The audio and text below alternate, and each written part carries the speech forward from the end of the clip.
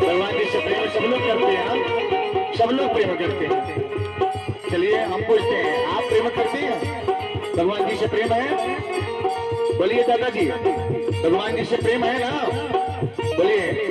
कोई प्रेम करता है, कोई उनकी चहेती है, कोई दीवाना है, कोई उनके बिना रह नहीं सकता। चलिए हम सबको एक बार मिला लेते हैं, एक शब्द को मिला लेते हैं क्या? एक शब्द को मिला लेते हैं क्या?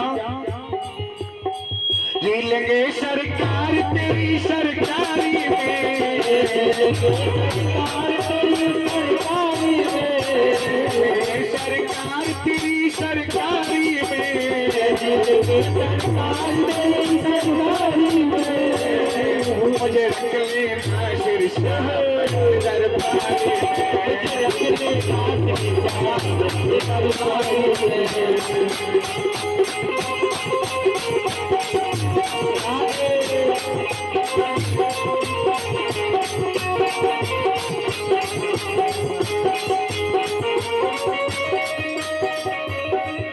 भगवान जी के ऐसे रूप है, ऐसे एक तो तेरे मन की मीत दूसरा ना भावे, एक तो तेरे मन की मीत दूसरा ना भावे, एक तो तेरे मन की मीत दूसरा ना भावे, दूसरा दूसरा दूसरा ये पति को है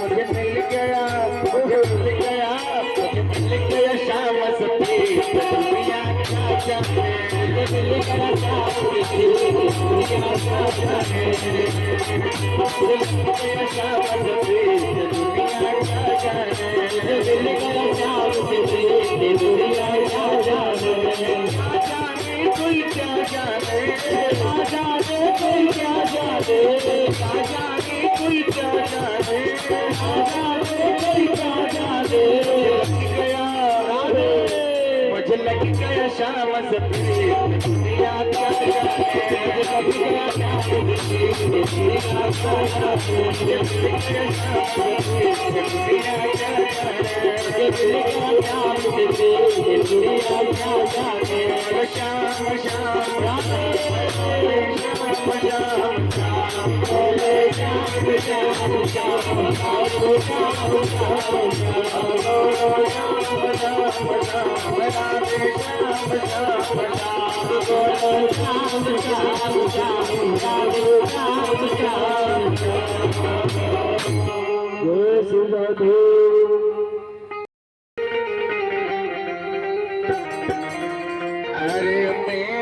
लगे तो थाली सजा के करना कान्हा की आरती। अरे मेरे लगे तो थाली सजा के करना कान्हा की आरती। अरे मेरे मैया थाली सजा के उतारो सब आरती। मेरे मैया थाली सजा के उतारो सब आरती।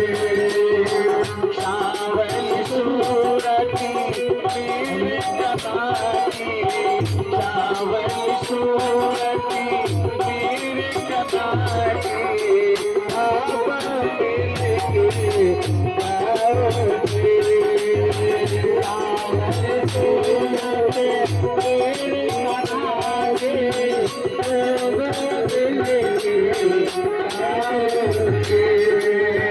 सोने की थाली घर से लाओ, सोने की थाली घर से लाओ, कुर्बानी जलाओगे।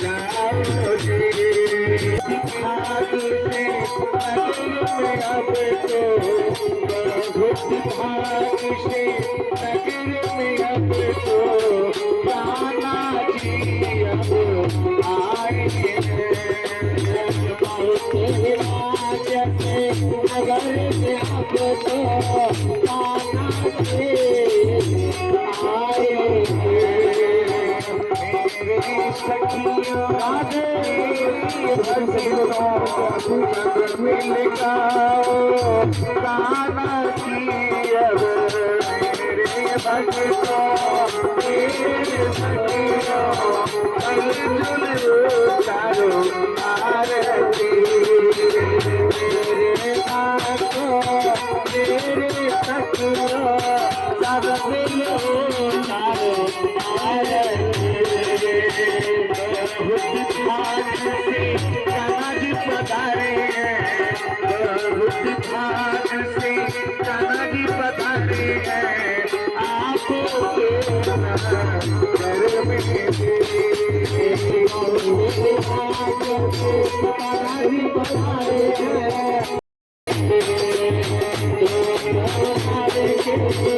आरती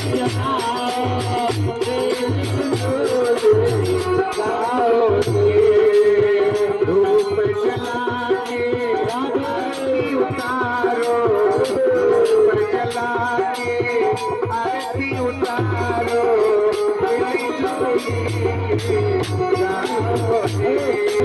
धूप जला के आरती उतारो, बेली जोली गाओगे।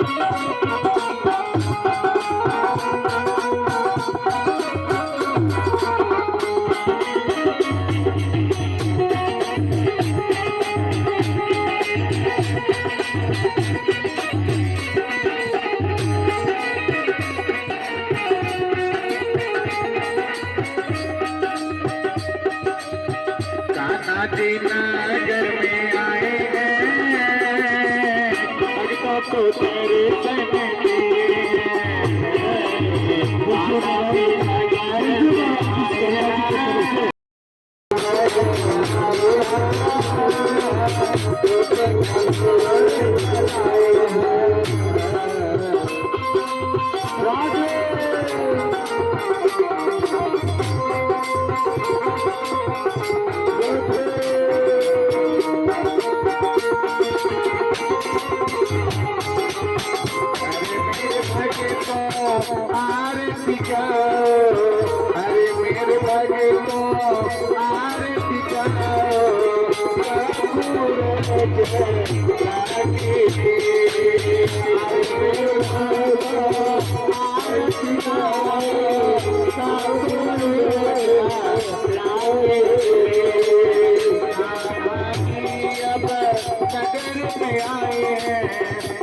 घर की अब नगर में आए हैं आरती आरती घर से आना नगर में आए हैं आरती आरती अरे मेरे भक्तों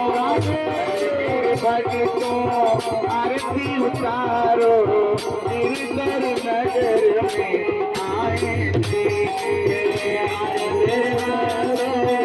आरती उतारो गिरधर सब लोग झूमे सब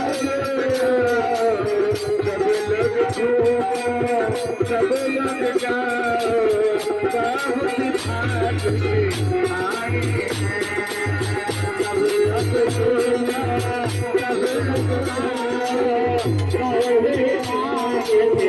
आए हैं अरे मेरे भक्तों थाली सजा लो अरे मेरे भक्तों थाली सजा लो कान्हा जी नगर आएंगे मेरे भक्तों थाली सजा लो कान्हा जी नगर आएंगे मिलजुल के अब उतरवार की अब उतरवार की कान्हा जी नगर आएंगे मिलजुल के उतरवार की कान्हा जी नगर आएंगे मिलजुल के अब उतरवार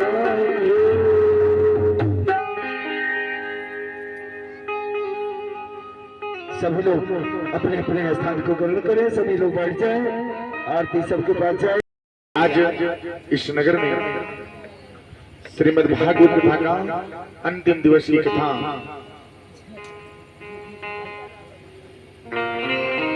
राजा परीक्षित की कथा है।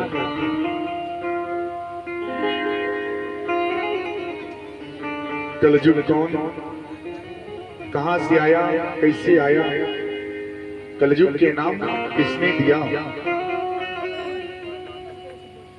एक कथा प्रसंग। कलयुग क्या है,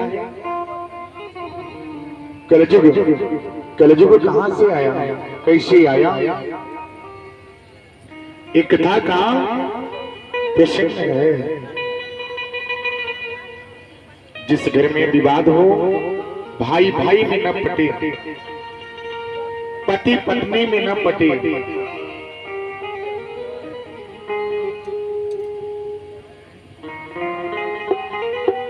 पुत्र को पिता से न पटे, पुत्री को मां से न पटे, पति पत्नी में दरार हो, जिस घर में कला ज्यादा होता है उस घर में कलयुग का डेरा होता है, कलयुग का डेरा होता है।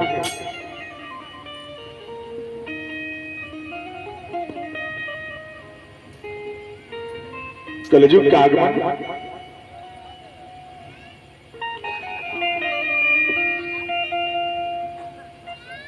जब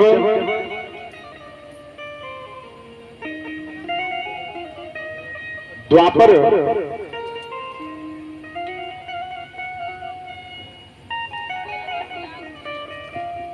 अंतिम चरण में था, अंतिम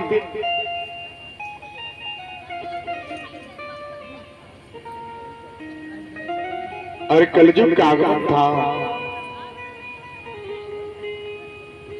तो राजा परीक्षित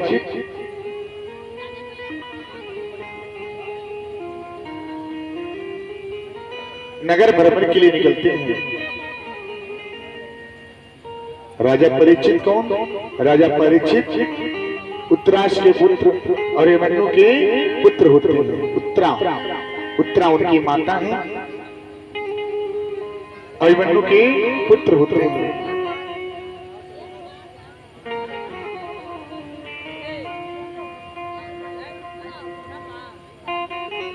गई कथा में आप लोगों ने सुना कि बलि, राजा बलि की कथा कल आपने सुना।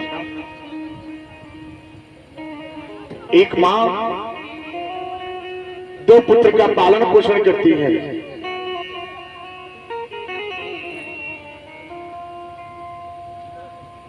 एक मां दो पुत्र का पालन पोषण करती है।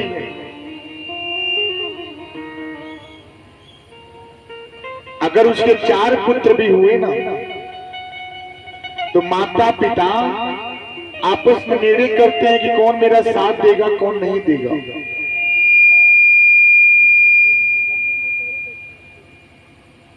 उसमें भी अंतर आ जाता है।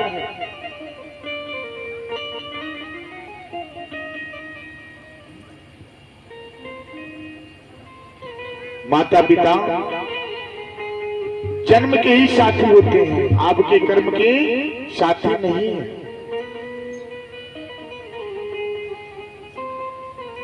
एक मां अपने पुत्र को जन्म देने के लिए कितनी कामना करती है कि एक पुत्र हो, एक औलाद हो।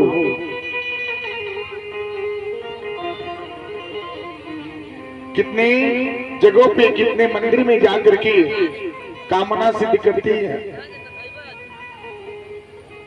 कहीं से कुछ हो, आशीर्वाद प्रदान हुए, पुत्र की प्राप्ति हो। माता पिता पुत्र की प्राप्ति करने के लिए कितने परिश्रम करते हैं।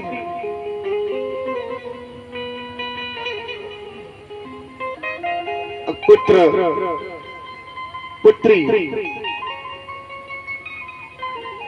पुत्र और पुत्री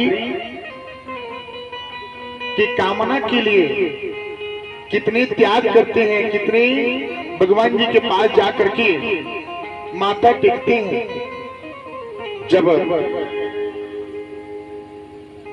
आशीर्वाद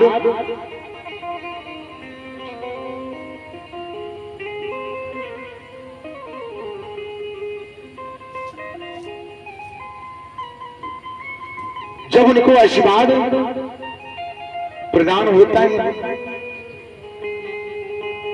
माता का हृदय बहुत ही खुश होता है। माँ का हृदय बहुत खुश होता है। क्यों उसने पुत्र को जन्म दिए। पिता का भी मन बहुत खुश होता है, एक आस्था लगा रहता है। क्या पुत्र और पुत्री की, पुत्र हुए तो मन बहुत खुश होता है, पुत्री होती है तो क्या थोड़ा सा मन झुक जाता है। क्यों? अच्छा आप बताइए कि पुत्र और पुत्री में सबसे पहला स्थान किसका है? बताइए, पुत्र या पुत्री? सबसे पहला स्थान किसका है?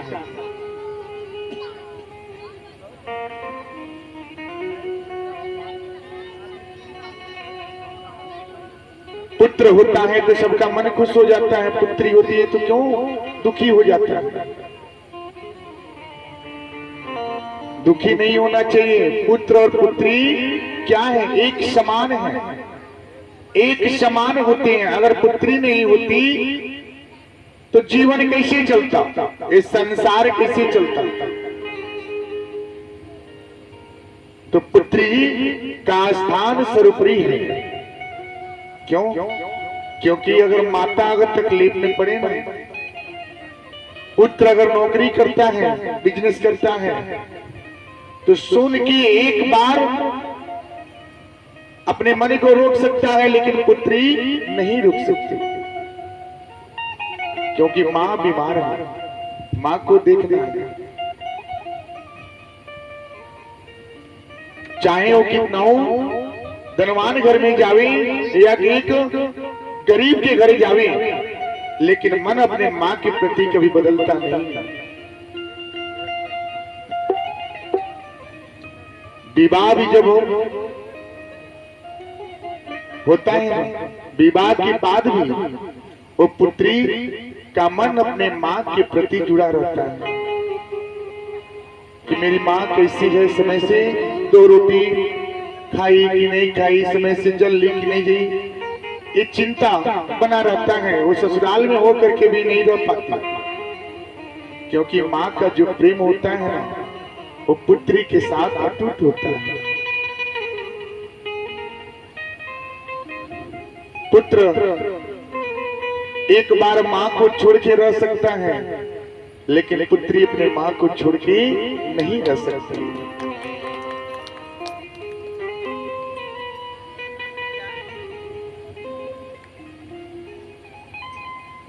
एक बार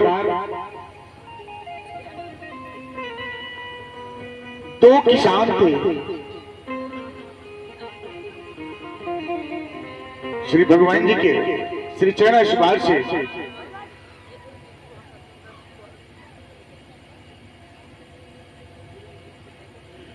पति पत्नी बहुत ही सुखी जीवन व्यतीत कर रहे थे। उनके पास संतान नहीं थे। संतान की कामना के लिए वो दूर दूर तक भटकते थे।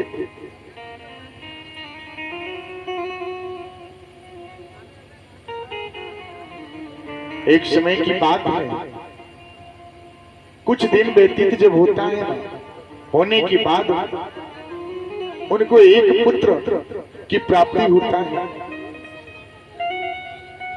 फिर से कुछ समय व्यतीत होने के बाद एक पुत्री की भी प्राप्ति हो जाता है।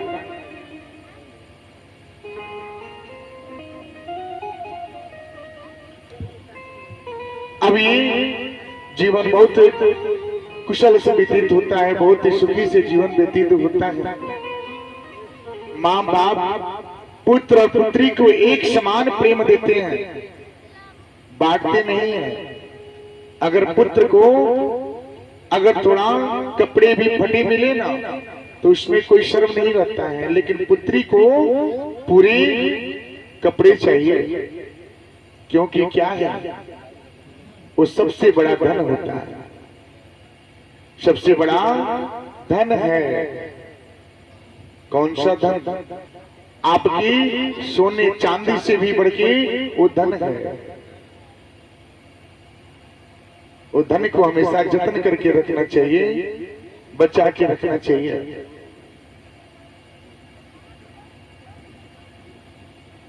पुत्र एक बार पांव में अगर कपड़े फटे हो तो पूरा नगर भ्रमण करके निकल आएगा, लेकिन कोई कहने नहीं जाएगा। लेकिन पुत्री के पास अगर थोड़ा कपड़े फटे मिले ना, ये निंदगी की बात हो जाती है। परिस्थितियां लोग नहीं देखते, लेकिन निंदगी देखते हैं। क्या ये अच्छा नहीं है? माँ बाप बहुत ही मेहनत परिश्रम करके जीवन व्यतीत करते हैं। किसान का जीवन ऐसा ही था, बहुत ही परिश्रम करते थे। उसके बाद रात को एक समय का भोजन उनको प्राप्त होता था। समय धीरे धीरे व्यतीत होता चला गया। पुत्र और पुत्री उनकी बड़े हो गए। बड़े होने के बाद माता पिता ने सोचा क्या कि पुत्र को अब शिक्षा दीक्षा कराया जाए। पुत्री है तो ये क्या है, ये तो चली जाएगी। उतना पैसे नहीं थे, धन नहीं था। दोनों जन को अच्छे से पढ़ा लिखा ले, किसी तरह मेहनत करके एक वक्त का रोटी चलता था। समय व्यतीत हुआ, पुत्र की दाखिला स्कूल में हो गया। समय और आगे बढ़ता चला गया। एक किसान और परिश्रम करता चला गया। समय बदला नहीं, वैसा ही समय बस दिन बीतता गया, समय चलता गया, खर्च भी बढ़ गए, पुत्र की पढ़ाई भी आगे बढ़ गया। पुत्री सियानी हो गई। अब करी तो करी क्या? मेहनत मजदूरी करके पुत्र को तो पढ़ा लिखा करके बड़े काबिलियत बना दिए। पुत्र अब दूर जाकर के एक अच्छे से नौकरी पा लेता है, नौकरी करता है। कुछ समय व्यतीत होने के बाद विवाह भी हो जाती है। अब वो पुत्र पत्नी को लेकर के प्रदेश व्यतीत